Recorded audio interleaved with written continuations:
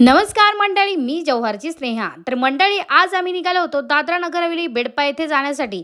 ते पण आम्ही बाईकवर टिबल सीट निघालो होतो। पण त्याच्या अगोदर जव्हारमध्ये थांबलो आणि इथे आमच्या न्यू बेबी गर्लसाठी मस्त छान छान कपडे घेतले। विशाल ढाब्यावरती आलो, मस्त गरमागरम नाश्ता चालू होता। मग काय इथे पण आम्ही मस्त कांदा भजी वडापाव वगैरे पार्सल घेतला, कारण आम्ही घरून नाश्ता वगैरे केला नव्हता। जव्हार सोडून पुढे एक पिकनिक पॉइंट म्हणून लागतो। मग काय इथे आम्ही थांबलो, गरमागरम पहिला नाश्ता करून घेतला आणि निघालो सेल्वास रोडला।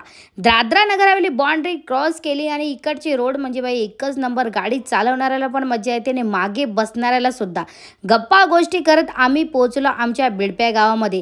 इथे पोहोचतात दोन बाईकवर माझे फॉलोअर्स पण भेटले। गावात पोहोचलो आणि पहिलीच धाव घेतली आमच्या बघू मम्मींच्या घरी। मग काय इथे तर नवीन नवीन मेंबर्स पण आम्हाला भेटले, जशी काही मांजर भेटली खूप सुंदर अशी। साक्षी आणि मी इथे पोहोचतात डायरेक्ट आम्ही वाड्याचा सर्वे चालू केला। खूप सुंदर अशी सगळीकडे मस्त मस्त झाडं होती आणि ते मांजरीचं पण मस्त जेवण चालू होतं आणि बाई ते पण एकदम फुल VIP। तर मंडळी, हे आहेत आमच्या मोरे परिवारातले सगळ्यांचे लाडके सुहास दादा। आता इकडनं आम्ही निघालो होतो आमच्या गावातले घर आहेत तिकडे जाण्यासाठी। आता इथे पोहोचल्यानंतर सर्वात पहिला आमच्या न्यू फॅमिली मेंबर्सशी आम्ही भेटलो। आमच्या छोट्या बाबूला आम्ही सर्वांनीच घेतलं होतं, पण केतन नाना लहान मुलं घ्यायला येत नाही। पण मी त्याला सांगितलं की तू आता फॅमिली मधला सर्वात छोटा काका आहेस, तर तू अगोदर घे। गावाला आल्यानंतर ध्रुवीची तर जरा जास्तच मजा असते। सगळे तिचे खूप लाड करतात, मस्त तिला खेळवतात आणि आम्ही सगळे एकत्र असलो ना का खरोखर किती मजा येते ना, काय सांगू तुम्हाला।